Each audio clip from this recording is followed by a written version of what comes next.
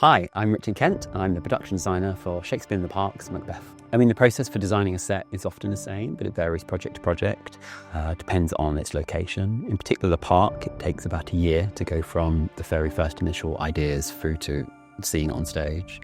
The very first thing that happens is me and the director will get the script. Obviously it's Macbeth, so it's a play we already know, but in other instances it might be a new play. And we just work through what that concept might be. I go away and I come up with some very early initial references, and then we usually share them with the rest of the creative team, the producing team, and just get a sense if this is the direction we want the production to go in.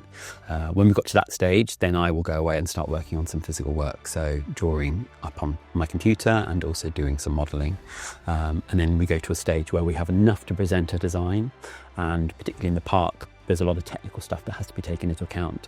So we'll share that with technical people. So that might be the builder and other technical departments, so they can advise on the realities of what can be achieved, particularly in the outdoor setting with the weather and all the other things you have to take into account.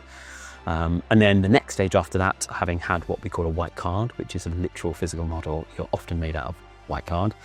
Then when that gets the sign off, then you go through to the final stage where you start to really refine the details of the design. That's through the model itself, but also through storyboarding, details about props, costumes in other departments, and all the things that start to come together. So you go from those very initial early ideas, which can sometimes just be very abstract references. In our instance, just pictures of landscapes and sand and other qualities we've tried to capture.